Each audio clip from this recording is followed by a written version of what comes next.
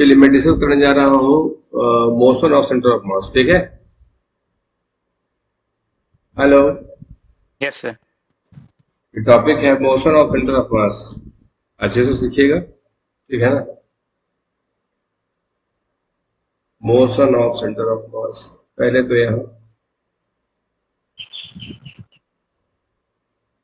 Motion of centre of,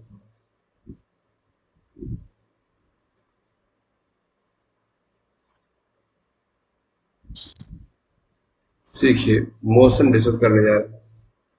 सबसे पहली बात तो ये कि जैसे यस सर। वी हैव जैसे फॉर सिस्टम ऑफ पार्टिकल्स,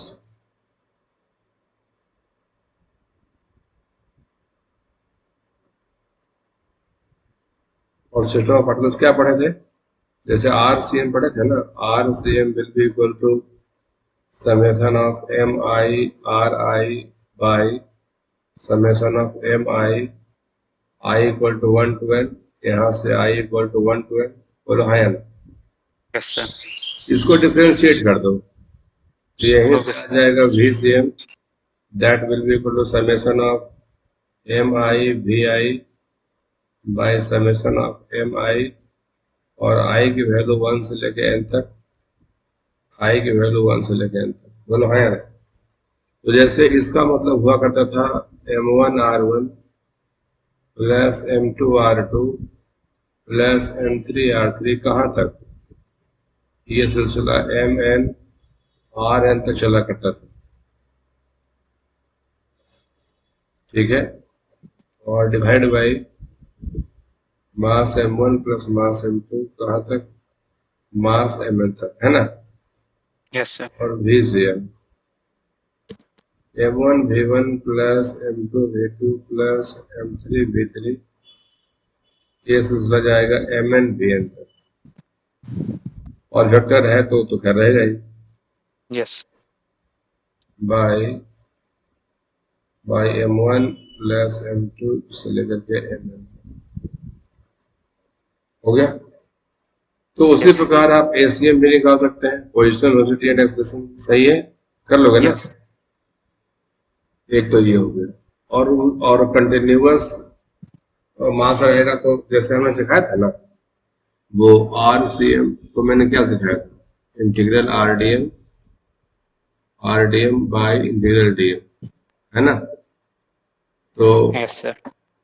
यहां से आप V के लिए भी जा सकते हैं, ठीक है ना। सेंटर ऑफ वेलोसिटी जैसा है ना, सेंटर पोजीशन हो गया, velocity of centre of mass, acceleration of centre of मास, आप उधर भी जा सकते हैं।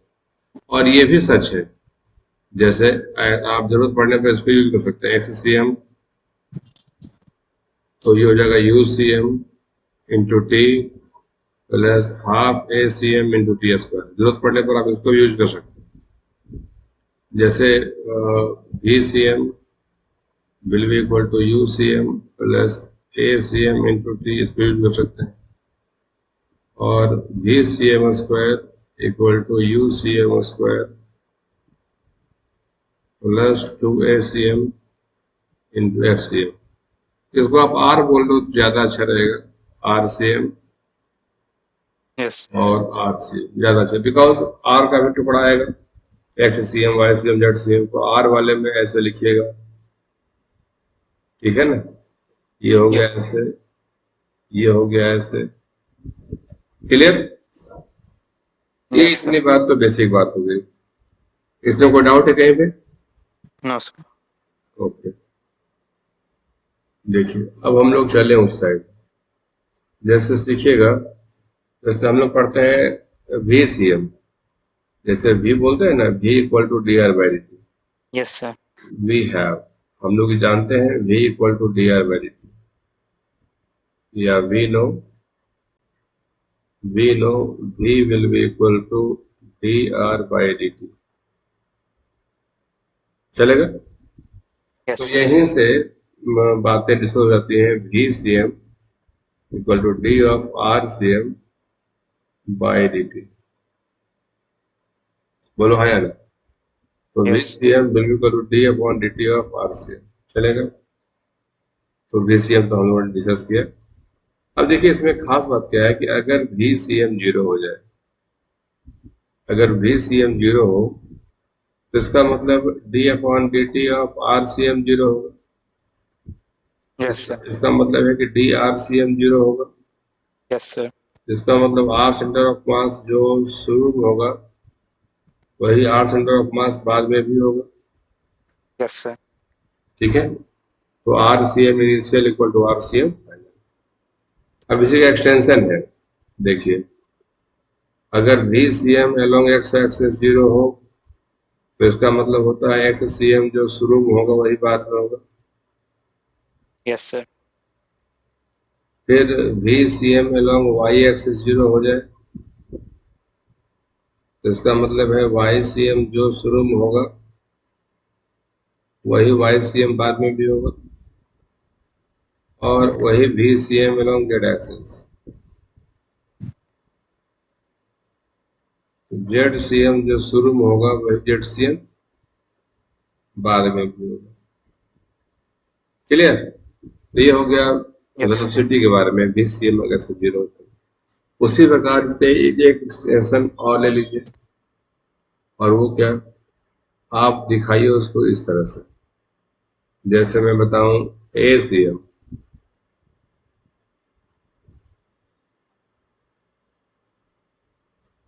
जैसे ए सी एम, पहले एक्सेलरेशन के बारे में सोचो। ए का फॉर्मूला क्या होता है, D upon D T of V C M.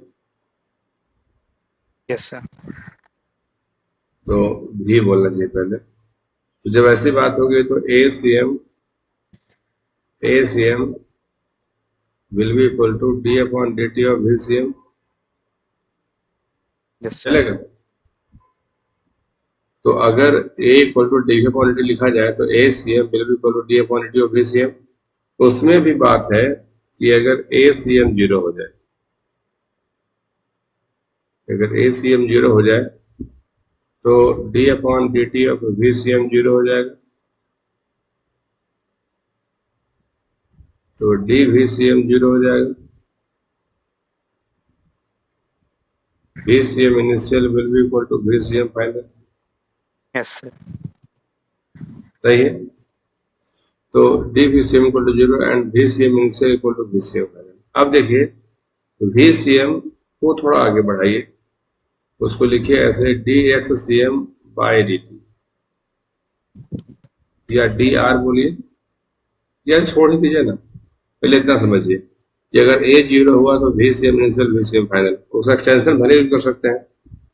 अगर ए सी एम, अगर A C M along X axis zero हो जाए तो V C M initial along X axis will be equal to V C M final along X axis. सही है? Yes sir. अगर A C M along Y axis zero हो जाए तो V C M initial along Y axis will be equal to V C M final along Y axis. ठीक है? Yes sir. और ए C M अगर Z axis में zero हो जाए तो V C M Z direction में जो शुरू में होगा वही वही वी सी एम फाइनल भी होगा जेड में। चलेगा इतना? Yes sir. तो ये देखो, ये था मोशन, याद रखिएगा ये जो मैंने सिखाया वो क्या है, मोशन। तो कहने को तो बहुत कुछ है, वर्ड में लिख देते हैं भले लास्ट में 2 लाइन, आप देखिएगा। If velocity of if velocity of center of mass equals to 0,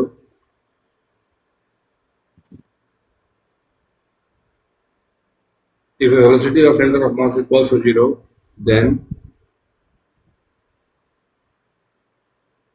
yes. position of center of mass remains unchanged। चलेगा?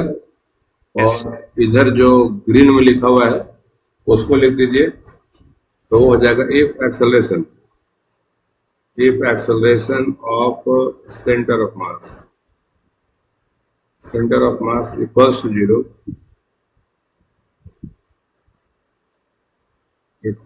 0 देन क्या कहोगे, देन वेलोसिटी ऑफ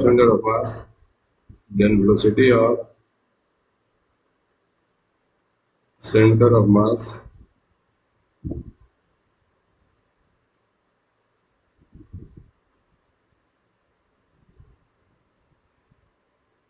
बोलो क्लियर।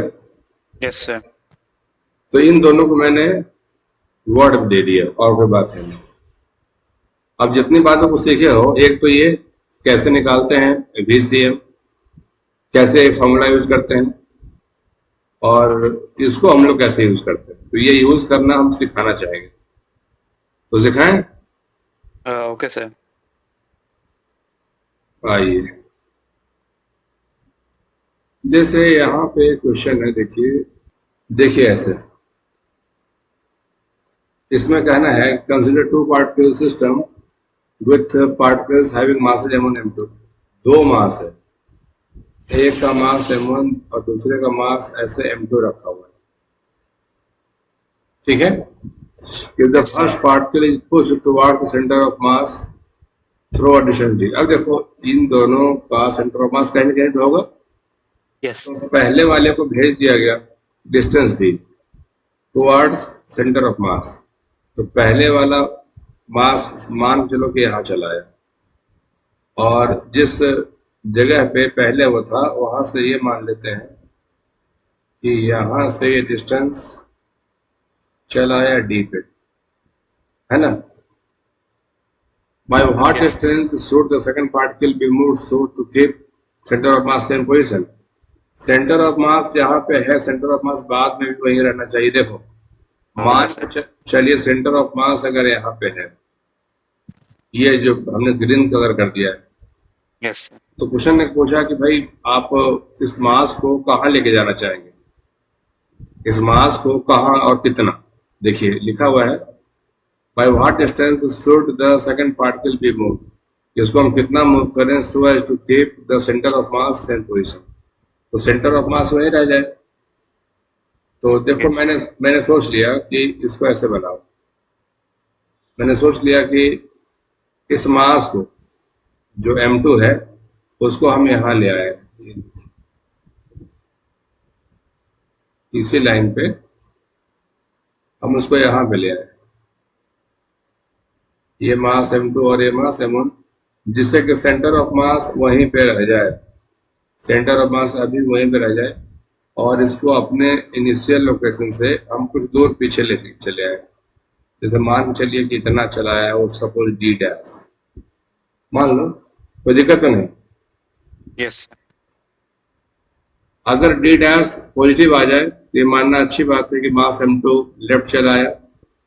अगर d डैश 0 आ गया, इसका मतलब है कि मास m2 जहां था वहीं रह जाएगा, और d डैश अगर पॉजिटिव आ गया, सॉरी निगेटिव आ गया, मान चलेंगे जैसा मैंने एज्यूम किया है कि पीछे आना चाहिए, तो पीछे नहीं आएगा बल्कि आगे चला जाएगा। क्लियर। Yes, sir.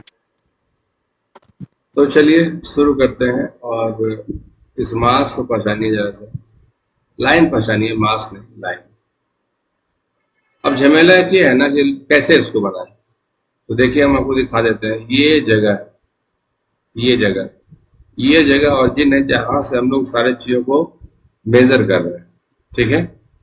तो पहले देखो FCM इनिशियल, Yes, sir. और ये हो गया FCM फाइनल। बोलो हाँ या ना। According to our question,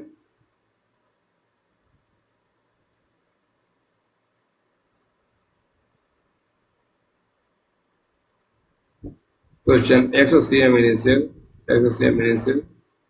will be equal to FCM final। बोलो हाँ या ना। Yes, sir.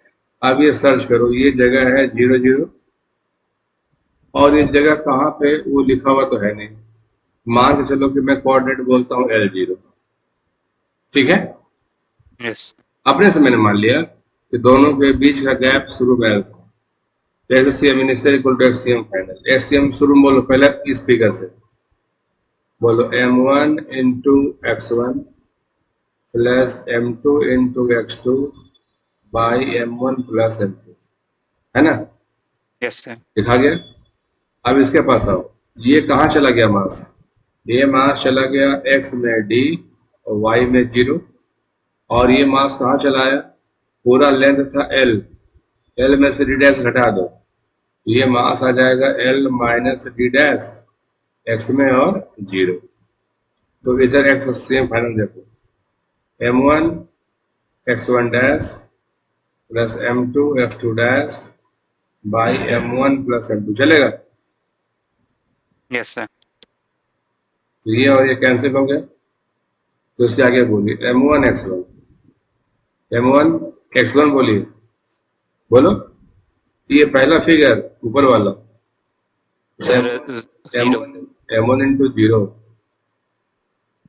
Plus m2 into x2, पहला फिगर D d नहीं, पहला figure l। O L yes sir. Confusion में हो यहाँ, मैं लिख दे रहा हूँ।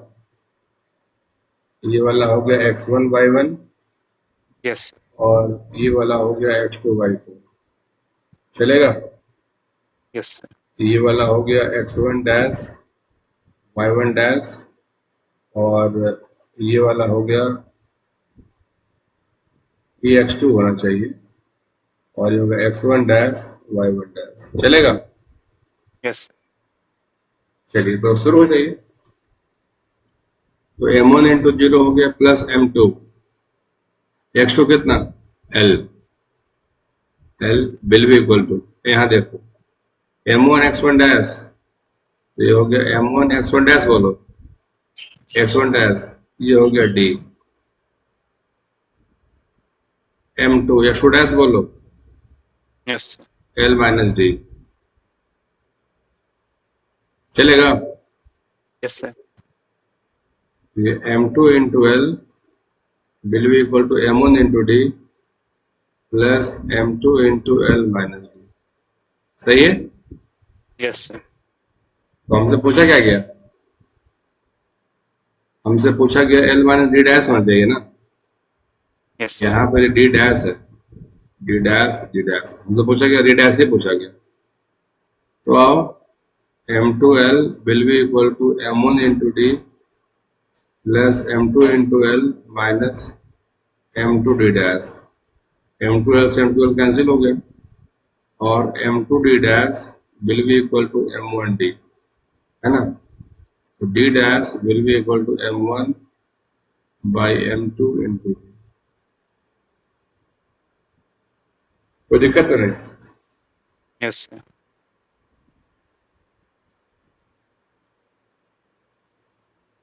d dash will be equal to m1 by m2 into d,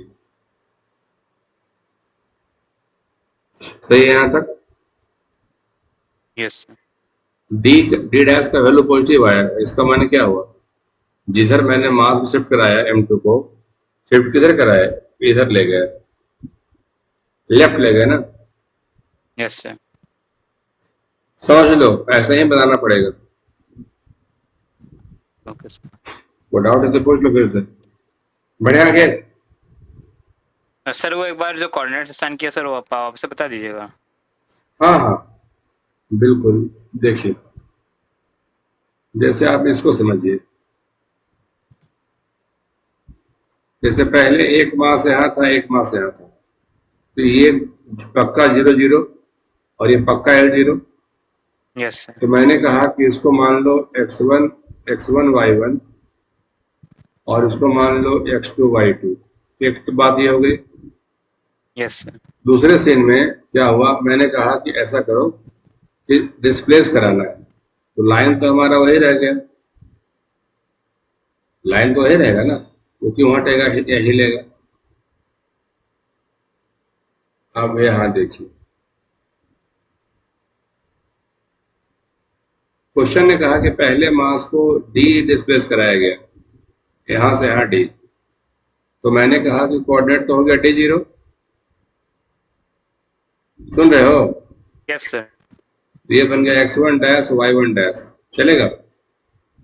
और दूसरे मास को मैंने अपनी मर्जी से कहा कि चलो मान के चलते हैं कि ये पीछे आ गया होगा, यस सर। डी डैश पीछे आ गया होगा, तो लाइन तो मेरा बदलेगा नहीं। जो लाइन था मेजरमेंट करने वाला, ये देखो, ये तो बदलेगा नहीं। तो किसी ने कहा कि अगर यहां से यहां तक एल है और डी डैश अगर लेस हो गया तो कितना बचेगा? ये L minus D dash, X में, वाई में 0। तो यस ये वाला क्या हो जाएगा? X two dash Y two dash, ये वाला हो जाएगा X two dash Y two dash. और उससे भी इंटरेस्टिंग बात ये रह गई कि सेंटर ऑफ मास जहां पे था, अगर सेंटर ऑफ मास यहाँ पे है तो उसमें कोई बदलाव नहीं हुआ।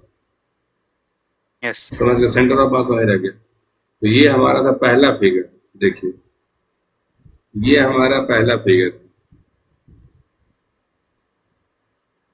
ठीक है। और ये मेरा दूसरा फिगर।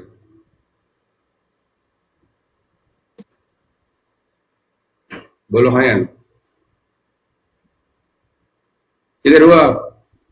Yes sir. ये ऊपर वाला हम लोग, ये लेफ्ट साइड वाला है और नीचे वाला राइट साइड वाला है। सही है? Yes sir. ओके, बढ़िया। आगे यस सर। देखिए नेक्स्ट क्वेश्चन। देखो क्वेश्चन जरा पढ़ लो एक बार। Two blocks of equal mass M are connected by an unstretched spring of and the system is kept at rest on frictionless surface। ये देखो, है ना? Yes sir. उसके बाद constant force F is applied on one of the two blocks, pulling it away from the other as shown in the figure. Find the position of center of mass at time t। अगर इसके centre of मास के बारे में study किया जाए तो question ने कहा कि एफ के अप्लाई होने में फ्रिक्शन तो है नहीं, ये सिस्टम चलेगा, ठीक है। Find the position of centre of mass at time T. और सेकंड क्वेश्चन है, if the extension of the spring is x not at time T. अगर स्प्रिंग में एक्सटेंशन टी नॉट आ जाता है, find the displacement of the two blocks at this instant. कितना displacement होगा आपको बताना। सही है? यस। दोनों ब्लॉक कितना कितना दूर जाएगा? सही है ना? यस। तो ये चैलेंजिंग क्वेश्चन है। आप सोचिए जरा सा, बिगिनर्स को थोड़ा नया लगता है।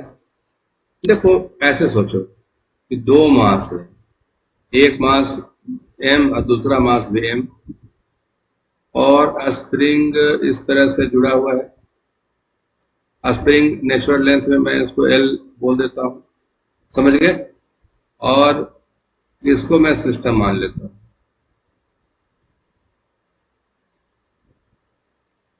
ये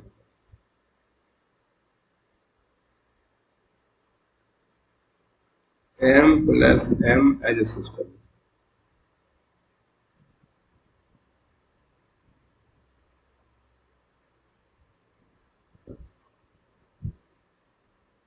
m plus m as a system हमने ऐसा माना, ठीक है। और इस पे फोर्स लग रहा है, बाहर से फोर्स लग रहा है। तो देखो सिंपल सी बात है, जो मैंने कहा था कि system is initially at rest, system is initially at rest. मैं इधर लिख दे रहा हूँ, system is initially at rest. ये तो तय बात है कि VCM जो शुरू में होगा वो हर हाल में 0 होगा। कन्फर्म? Yes sir. चलिए बढ़िया, VCM शुरू में 0। अच्छा, F external system will be equal to mass of system into ACM। चलेगा? Yes sir. Net force will be equal to mass into acceleration. तो ये हो यस। गया F, सिस्टम हो गया 2m इंटू एक्सेलरेशन।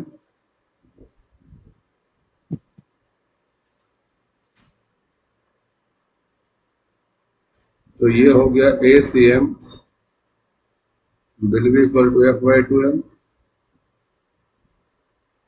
बोलो हाँ या ना? मिल गया ना? A C M will be equal to, अब देखो वो यूज कर लो, सेंटर ऑफ मास तो चला है एक्स में, तो ये हो गया X C M will be equal to V C M initial into T plus half A C M into T square. अभी मैंने सिखाया था कि इसको यूज कर सकते हैं, हाँ या ना। यस तो V C M initial system तो मेरा आदर्श में था शुरू में, तो टाइम कितना, 0, yes sir half A C M will be equal to F by 2m into T square, ये हो गया एक्स सी एम, तो yes X C M will be equal to F by 4m into T square. तो ये आ गया हम लोग का answer, X C M will be equal to F by 4m into T square. देखो आ गया, यस सेंटर ऑफ मास कितना दूर मूव कर चुका होगा मालूम हो गया ना। यस इसको मैच करा लीजिए, देखिए F T square by 4m चलेगा, yes F T square by 4m, तो आंसर देख लीजिए एफ टी स्क्वायर बाई 4 मिलेगा। अब आइए दूसरे पार्ट में, if the extension of the spring is not at time T L लीजिए। आप इसमें वापस आ जाइए फिगर, सुनो अब क्या हुआ, यहां से देखना, ये मास कुछ आगे बढ़ गया होगा, ये मास कुछ और आगे बढ़ गया होगा, और यस स्प्रिंग पहले से कुछ इलोंगेट कर गया होगा, वो हमने नहीं कहा, क्वेश्चन नहीं कहा, यस ठीक है। अच्छा एक बात बच्चे और पूछते हैं, और शुरू में तो ज्यादा कंफ्यूजन में रहते हैं, ए सी एम अगर हो गया इसका मतलब क्या हो गया कि सेंटर ऑफ मास का सोल्यूशन आपको पता हो गया, समझ गए, सेंटर का ही। अब देखिए इस इंस्टेंट पे ये लेंथ हो गया एल प्लस एक्स नॉट, बोलो हाँ या ना, यस सही है, गुड। क्वेश्चन ने क्या पूछा आपसे, find displacement of two blocks at this instant. Displacement का मतलब क्या हुआ, यहाँ देखो, डिस्प्लेसमेंट का मतलब हुआ कि ये लेंथ अगर पहला ब्लॉक x1 डिस्प्लेस किया है, दूसरा ब्लॉक x2 डिस्प्लेस किया है, दूसरा ब्लॉक x2 किया डिस्प्लेस, तो हमें x1 भी चाहिए और x2 भी चाहिए, बोलो यस सर ठीक। तो चलो एक बात जरा सा तुमको समझाने की कोशिश करते हैं, समझना। मान के चलो कि सेंटर ऑफ मास शुरू में यहाँ पे था और बाद में सेंटर ऑफ मास यहाँ आ गया, ये लेंथ तो तुम निकाल लियो जी,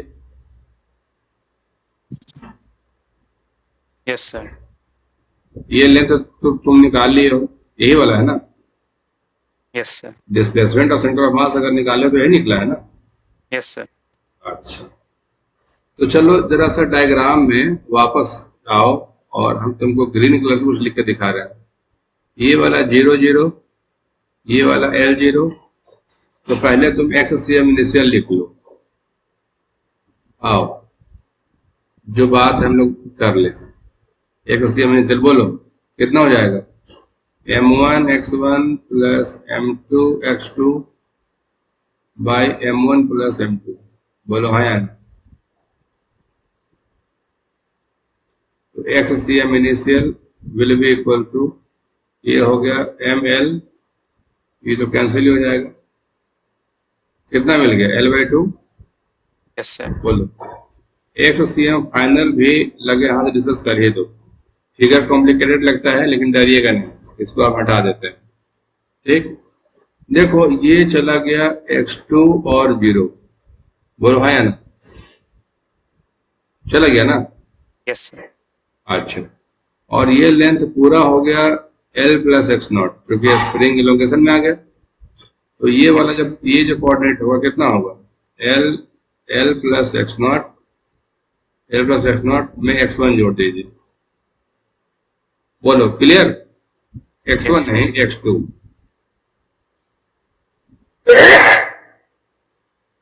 क्लियर हाँ या ना।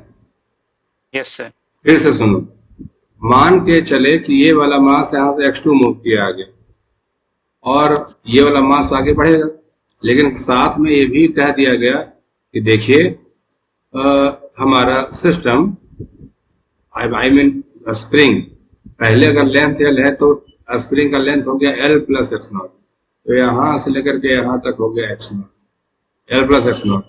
ये मास कहाँ पहुंचा, यहाँ से नापो, ये मास कहाँ पहुंचा, x2 plus L plus X naught. बोलो हाँ या ना? Yes sir. तो बोलो X C M final m into x2 plus m into L plus X naught plus x2 by m plus m। चलेगा? मंजूर यहाँ तक? Yes sir. गुड। इसको बड़े इत्मीनान से सोल्व करो। mx2 plus m into L plus m into X naught plus m into x2 by 2m। चलेगा? यस। एक्ससीएम फाइनल हो गया।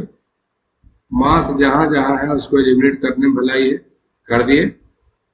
यस। ये हो गया 2x2, देखो x2 plus x2 2x2 plus L plus X naught, तो x2 plus x2 plus L plus X naught by 2 will be equal to X C M final. मंजूर? Yes sir.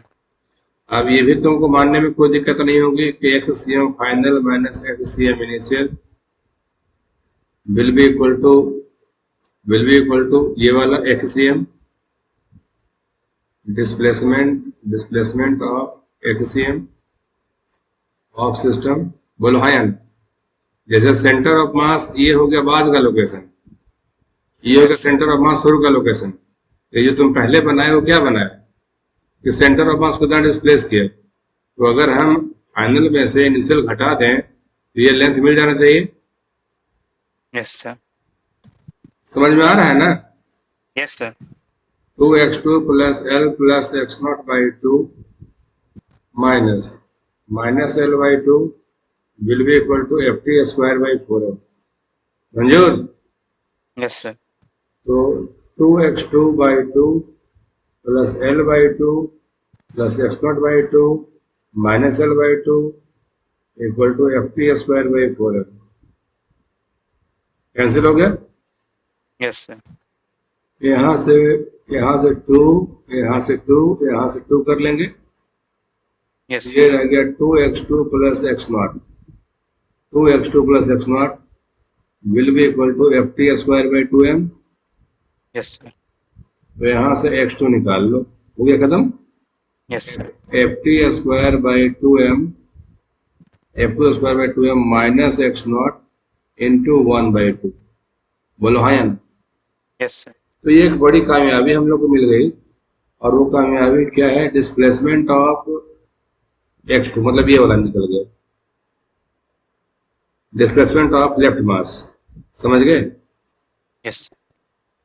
तो आंसर मैच करा लीजिए, ft square by 2m minus X naught into 1 by 2। इसको copy में लिखो, answer match कराते हैं। इसको कॉपी में लिखो, ft square by 2m minus X naught into 1 by 2।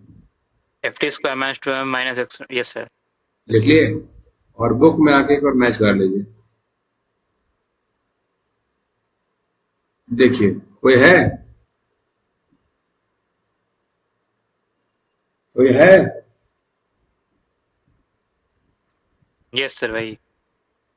कौन वाला है, ऊपर वाला कि नीचे वाला? ऊपर वाला सर। अच्छा, अब हम लोग को पता करना है इसके लिए कि ये कितना गया, ये वाला कितना गया, है ना बात? Yes sir. ठीक, तो आसान है। देखो इधर, यहाँ देखो, बोर्ड देखो, x1, अब हमें निकालना है x1। कैसे निकालोगे? x1 प्लस L कर लो, will be equal to x2 plus L plus X naught. बोलो हाँ या ना? Yes sir. देखो फिगर, और कंफ्यूजन में नहीं रहने का, हमसे बात सीधे करिए। देखिए यस। यहां से यहां तक का लेंथ ऊपर से नापो, नापना x1 प्लस L, नपा गया? यस नापो नीचे से x2 plus L plus X not, x2 plus L plus X naught, तो हाँ या ना?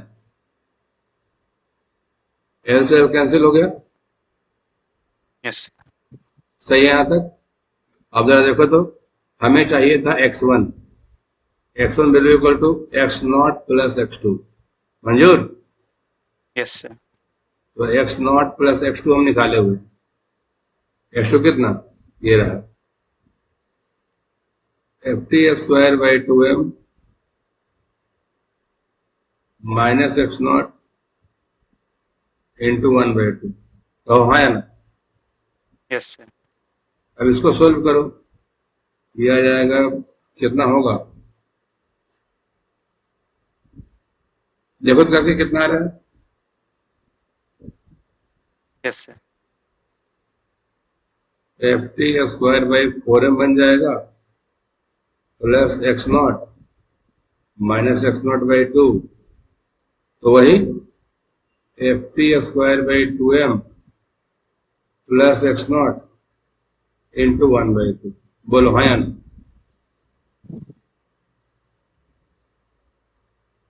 F T square by 2m plus X naught into 1/2, बोलो clear not clear? Yes sir clear मन लगा? यस सर थोड़ा मेहनत और घर पे करिएगा, आई थिंक सब समझ में आपको आएगा, ठीक है? यस तो आइए, ऐसे क्वेश्चन को तो बना लिए, एक वैसा है क्वेश्चन एक्सरसाइज से बनाइए इसी तरह का, जो आपको थोड़ा कम प्रयास में बन जाए, ज्यादा प्रयास ना करना पड़े, वो क्वेश्चन आपको हम देने जा रहे हैं, ठीक है? यस सर ये 8 नंबर बनाइए, क्वेश्चन नंबर 8। देखिए ज्यादा समय मेरे पास नहीं है, इसीलिए इसको डिस्कस कर देते हैं, लेकिन मैंने आपको आसान क्वेश्चन दिया। यस देखिए दो मासेस है 10, 20 और एक्स पे रखा हुआ है, चलो Yes. एक मास यहाँ पे, एक मास यहाँ पे, ये मास 10 kg, ये मास 20 kg, तो हाँ या नहीं? Yes. The first mass is moved on the x-axis to cm, Yes, sir. Condition वही रखिए, एक्सिस वही रखिए, पहले मास को 2 cm से कराया गया शिफ्ट, ठीक है? Yes. By what distance should the second mass be moved to keep position of center of mass unchanged? Centre of मास का लोकेशन पहले की तरह रह जाए, अगर सेंटर ऑफ मास यहाँ पे है तो आप सेंटर ऑफ मास के बारे में कुछ सोचिएगा नहीं, यहीं पे रहना चाहिए, ठीक? तो 20 kg के मास को किधर कर देना चाहिए, तो मैंने माना कि चलिए इस लाइन से इसको जरा सा लेफ्ट कर देते हैं, ठीक है? मैंने इतना लेफ्ट कर दिया, से डिस्टेंस दी, बोलो हाँ या ना? तो कोऑर्डिनेट शुरू का था 0 0, इस गैप को मान लेते हैं L0, Yes, sir. इस लेंथ को मैंने L मान लिया, ठीक है? अब बोलिए कोऑर्डिनेट, ये हो गया 2 0, ये हो गया L माइनस डी एक्स में और Y में 0, बोलो हाँ या ना? ये 10 kg 20 kg, मंजूर हाँ या ना? Yes. Sir. अब जब मंजूर है तो फिर क्या दिक्कत, देखिए निकालिए x cm शुरू में, बोलिएगा 10 into 0 plus 20 into L by 30, Yes, sir. x cm final, 10 into 2 plus 20 into L minus D by 30, बोलो हाँ या ना? Yes, sir. अब क्वेश्चन के मुताबिक दोनों बराबर, 20 L बाई 30 और इधर 20 plus 20 L minus 20 D by 30, बोलो Yes, sir. 30 30 cancel, 20 L cancel, Yes. Sir. 20 D equal to 20, बोलो हाँ या ना? Yes, sir. 1 cm towards 1 cm towards left. मंजूर, यस। तो रखें यहीं तक। Okay sir. समझ में अच्छे से आया? Yes sir. वीडियो जरूर देखिएगा और पीडीएफ जरूर पढ़िएगा। Yes sir. ठीक ठीक। Thank you sir. ओके, बनाइए।